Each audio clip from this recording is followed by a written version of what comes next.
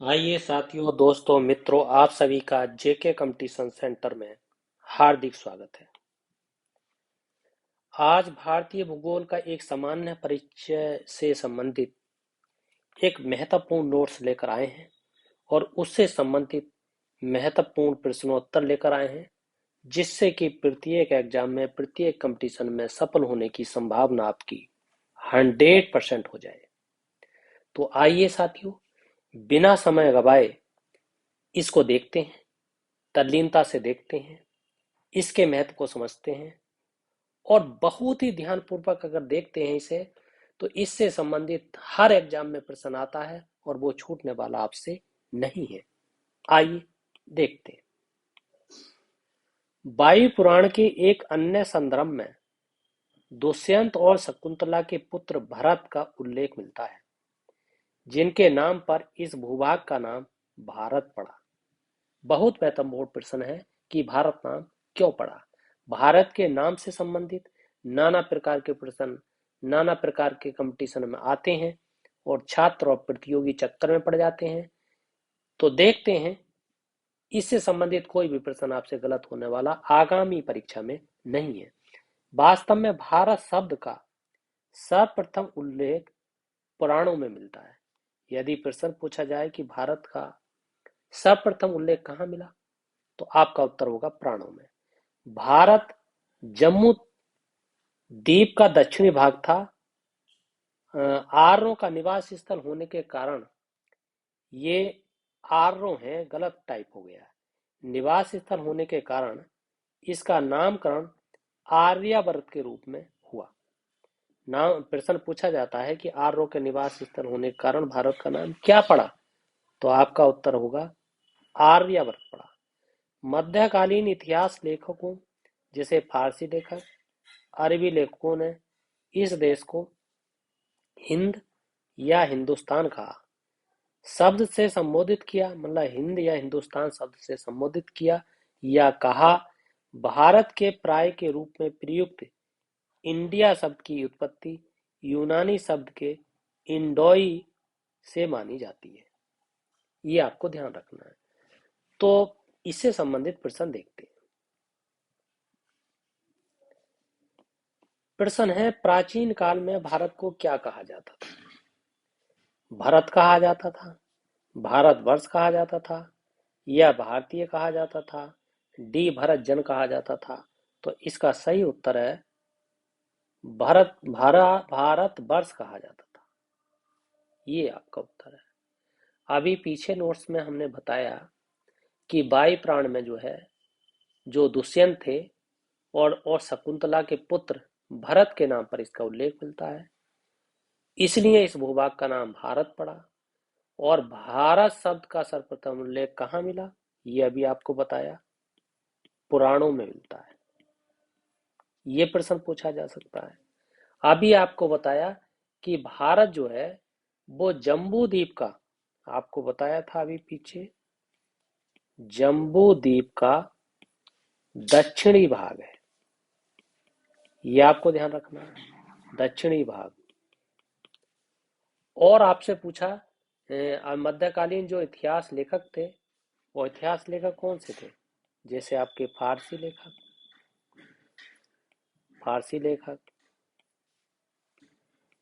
या आपके अरबी लेखक। उन्होंने भारत का जो, मतलब भारत को हिंद कहा या हिंदुस्तान कहा, ये अभी पीछे नोट्स में आपको बताया। इसी तरीके से भारत के पर्याय के रूप में इंडिया जो कहा, वो यूनानियों ने कहा। और आपको ये भी जानना है, जो हमारे देश का नाम भारत है, वो प्राचीन काल से अब तक भारत को अनेक नामों से पुकारा गया है। जैसे प्राचीन काल में भारत का जो विशाल था उपमहाद्वीप, उसे भारतवर्ष के नाम से जाना गया। संभवतः ये जो नाम मिला, वो ऋग्वेदिक काल जो था, उसके जो प्रमुख जन होते थे, उसमें एक जन होता था भरत जन, उसके नाम पे पड़ा। ये भी प्रश्न कई बार आया है। आइए आगे देखते हैं। अगला है महत्वपूर्ण प्रश्न, भारत का कुल क्षेत्रफल कितना है? 3287,900 यानी 32,87,900 किलोमीटर है, या 33,87,900 वर्ग किलोमीटर है, या 32,87,263 वर्ग किलोमीटर है, या 32,70,709 वर्ग किलोमीटर है? तो इसका सही उत्तर होगा 32,87,263 वर्ग किलोमीटर। ये इसका उत्तर होगा। अच्छा, इसका क्षेत्रफल कितना है, यानी विश्व में क्षेत्रफल कितना है भारत का? तो आपका उत्तर होगा 2.4%। ये आपको ध्यान देना है। अच्छा, इसकी उत्तर से दक्षिण की लंबाई पूछी जाए, कितनी है? उत्तर से दक्षिण की लंबाई पूछी जाए तो कितनी बता देनी है आपको? 3,214 किलोमीटर। और पूरब से पश्चिम की पूछी जाए, पूरब से पश्चिम की, तो आपको बता देना 2,933 किलोमीटर, यानी 2,933 किलोमीटर। ये आपको ध्यान देना है। आइए इससे संबंधित कुछ नोट्स देखते हैं। भारत का जो कुल क्षेत्रफल है वो 32,87,263 वर्ग किलोमीटर है, जो विश्व के कुल भौगोलिक क्षेत्रफल का कितना है? 2.4% है। भारत की आकृति लगभग कैसी है? चतुष्कोणीय है, ये कई बार आता है। इसका उत्तर दक्षिण का विस्तार कितना है? 3,214 वर्ग किलोमीटर है। पूरब से पश्चिम का कितना है? 2,933 किलोमीटर है। मुख्य भूमि अंडमान निकोबार द्वीप समूह तथा लक्षद्वीप समूह सहित भारत के तट रेखा की कुल लंबाई कितनी है? 7,517 किलोमीटर है, और जिसे 7,516.6 किलोमीटर है। भारत की स्थलीय सीमा की लंबाई कितनी है? तो आपकी 15,106 किलोमीटर है। ये आपको ध्यान देना है। अन्य स्रोतों में कितनी दी गई है? 15,200 किलोमीटर दी गई है। ये आपको ध्यान रखना है। ये इसके बारे में लंबाई है। अगर ये पूछा जाए कि भारत कौन से गोलार्ध में स्थित है, तो आपका उत्तर होगा भारत उत्तर पूर्वी गोलार्ध में स्थित है। और ये जो है 8 डिग्री 4 उत्तरी अक्षांश से 37 डिग्री 6 उत्तरी अक्षांश के बीच में स्थित है, और 68.07 पूर्वी देशांतर से 97 डिग्री 25 पूर्वी देशांतर तक ये फैला हुआ है। कर्क रेखा उत्तर में कितनी है? 23 अंश 30 उत्तरी अक्षांश में है। इसको लगभग 2 बराबर भागों में बांटती है, जो उत्तर दक्षिण में विभाजित हो जाता है। ये आपको ध्यान देना है।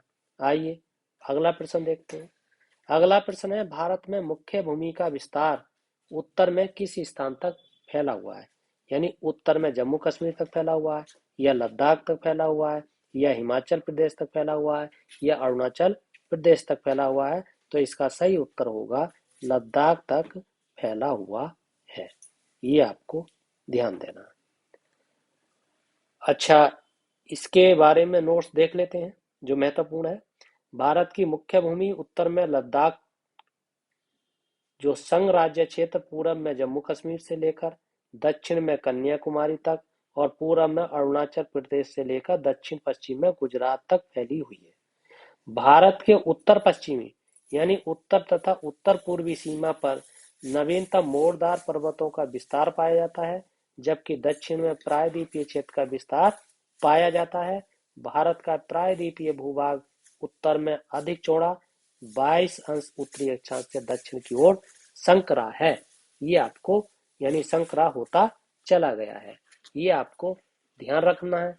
अच्छा, इससे संबंधित कुछ प्रश्न हो सकते हैं, और मतलब जो जैसे कि ये लंबाई के बारे में है, कि जैसे कि उत्तर पश्चिम में इतना है, उत्तर दक्षिण में इतना है, तो इसकी लंबाई कैसे मापी जाती है? यदि एक शब्द का प्रयोग होता है फैदम, ये आपको ध्यान देना है। फैदम क्या है? फैदम फुट का संकेत है, और एक फैदम कितने फुट के बराबर होता है? 6 फुट के बराबर होता है। ये कई बार प्रश्न आया।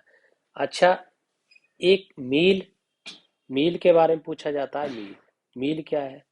मील किलोमीटर को कहते हैं। अच्छा, किलोमीटर, एक मील कितने किलोमीटर के बराबर होता है? तो आपका उत्तर होगा 1.4 584 किलोमीटर। ये आपको ध्यान देना है। अच्छा, एक समुद्री मील यानी समुद्री मील के बारे में भी कई बार प्रश्न आता है। समुद्री मील, एक समुद्री मील कितने किलोमीटर के बराबर होता है? तो 1.824 किलोमीटर के बराबर होता है। ये आपको ध्यान देना है। इस तरीके के प्रश्न भी बार बार आते रहते हैं, इसलिए इन्हें अच्छी तरीके से आपको ध्यान रखना है। आइए आगे देखते हैं। अगला है आपका, भारतीय प्रायद्वीप की मुख्य भूमि को किस से अलग किया जाता है? यानी यूरोप से अलग किया जाता है, एशिया से अलग किया जाता है, या अफ्रीका से अलग किया जाता है, या ऑस्ट्रेलिया से अलग किया जाता है? तो इसका आपका सही उत्तर होगा एशिया से अलग किया जाता है। ये आपको ध्यान देना है। और मैं आपको बताऊं, भारत जो है वो पूरब में बंगाल की खाड़ी, पश्चिम में अरब सागर और दक्षिण में हिंद महासागर से घिरा हुआ है। ये आपको ध्यान देना। इससे संबंधित यही जानकारी आपको देख लेनी है कि हिमालय जो पर्वतमाला द्वारा भारतीय प्रायद्वीप की मुख्य भूमि है, वो एशिया से अलग किया जाता है। भारत पूरब में बंगाल की खाड़ी और पश्चिम में अरब सागर और दक्षिण में हिंद महासागर से घिरा हुआ है। ये आपको ध्यान देना है। इस तरीके से आपको ये ध्यान देना। आइए आगे देखते हैं। अगला है, भारतीय मुख्य भूमि का सबसे दक्षिणतम बिंदु कौन सा है? दक्षिणतम बिंदु के बारे में पूछ रहा है। तो इंदिरा कॉल, या इंदिरा पॉइंट, या कैप कॉमेरिन, या कोई नहीं। तो दक्षिणतम बिंदु जो है वो आपका है कैप कॉमेरिन। ये आपको ध्यान देना है।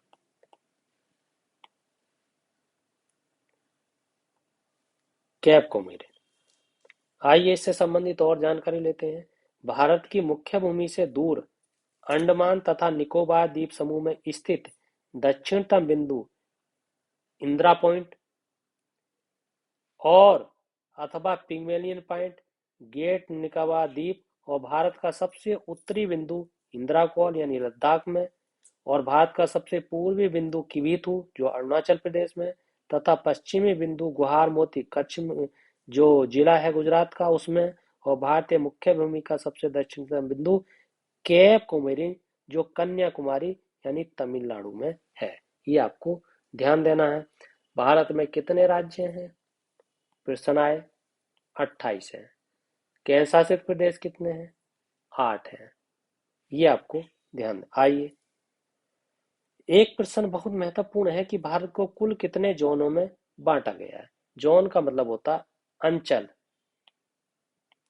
यानी क्षेत्र। कितने क्षेत्रों में बांटा गया है? 5 क्षेत्रों में, 6 क्षेत्रों में, 7 क्षेत्रों में, या 8 क्षेत्रों में? इसका सही उत्तर है 6 क्षेत्रों में। 6 क्षेत्र जैसे कौन कौन से हैं? जैसे आपका उत्तरी क्षेत्र है, उत्तरी है, आपका पूर्वी है, आपका पश्चिमी है, आपका मध्य क्षेत्र है, दक्षिण क्षेत्र है, कहना चाहिए उत्तरी क्षेत्र है, नॉर्थ जिसे जोन कहते हैं, पूर्वी क्षेत्र है जिसे आपका ईस्टर्न जोन कहते हैं, पश्चिमी क्षेत्र है जिसे आपका वेस्टर्न जोन कहते हैं, मध्य क्षेत्र है जिसे सेंट्रल जोन कहते हैं, दक्षिण क्षेत्र है जिसे साउथर्न जोन कहते हैं, और आपका पूर्वोत्तर क्षेत्र है जिसे नॉर्थ और ईस्टर्न जोन कहते हैं। आइए इससे संबंधित यहाँ पे देख लेते हैं। आगे भी लिखा हुआ है अंचल। कितने अंचल हैं यानी कितने जोन हैं? उत्तरी क्षेत्र, नॉर्थन जोन, पूर्वी क्षेत्र, ईस्टर्न जोन, पश्चिम क्षेत्र, वेस्टर्न जोन, मध्यवर्ती क्षेत्र, सेंट्रल जोन, और आपका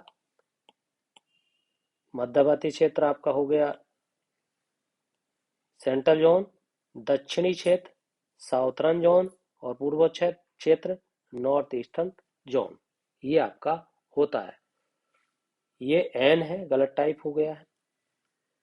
आइए आगे देखते हैं। अगला है और ये अंतिम प्रश्न है कि मध्यवर्ती जोन में कौन सा प्रदेश पड़ता है? मध्यवर्ती जोन में कौन सा राज्य पड़ता है, कौन सा प्रदेश पड़ता है? तो ये आपका जैसे गुजरात है, पश्चिम बंगाल है, या उत्तराखंड है, या राजस्थान है। तो ये आपका उत्तराखंड है। ये आपको ध्यान देना है। अच्छा, उत्तराखंड है और मध्यवर्ती क्षेत्र में कौन कौन है? आपका मध्य प्रदेश होता है, ये आपको ध्यान देना है। और अगर मध्य प्रदेश के अलावा एक मध्य प्रदेश से अलग हुआ था छत्तीसगढ़, ये पड़ता है। एक आपका उत्तर प्रदेश पड़ता है, और एक उत्तर प्रदेश से अलग कौन हुआ, उत्तराखंड, जिसके बारे में जिक्र हो रहा है, तो ये पड़ता है। ये आपको चार पड़ते हैं, इसके बारे में ये आपको ध्यान देना है। अच्छा, मध्यवर्ती क्षेत्र में तो ये है।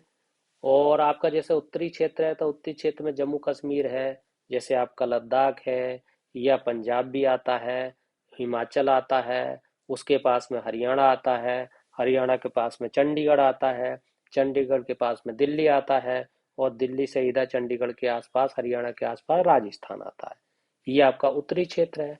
पूर्वी क्षेत्र में बिहार आता है, बिहार से अलग झारखंड अलग हुआ था, झारखंड आता है, एक उड़ीसा आता है, और फिर सबसे पूरब में कौन है, पश्चिम बंगाल आता है। और आपका पश्चिमी में गुजरात आता है, महाराष्ट्र आता है, गोवा आता है, दादरा नगर हवेली उसके पास में आता है, और दमनदीप आता है। दक्षिण में आप जानते हैं जैसे कर्नाटक है, केरल है, तमिलनाडु है, आंध्र प्रदेश है, तेलंगाना है, अंडमान निकोबार द्वीप समूह है, लक्षद्वीप है, पुदुचेरी है। पूर्वोत्तर क्षेत्र में जो पूरब के भी हैं, कुछ उत्तर के भी हैं, तो वो सिक्किम है, असम है, मेघालय है, अरुणाचल है, मणिपुर है, नागालैंड है, और आपका मिजोरम है, त्रिपुरा है। ये सारे क्षेत्र आपके आते हैं, ये आपको ध्यान देना है। तो साथियों, मित्रों, दोस्तों, यदि आपको ये वीडियो पसंद आई है तो इस चैनल को सब्सक्राइब कीजिए, जरूर सब्सक्राइब कीजिए, लाइक कीजिए, शेयर कीजिए, कमेंट कीजिए, और इससे संबंधित कोई भी जानकारी है तो इसे फीडबैक जरूर दीजिए। इसी के साथ आपका बहुत बहुत धन्यवाद।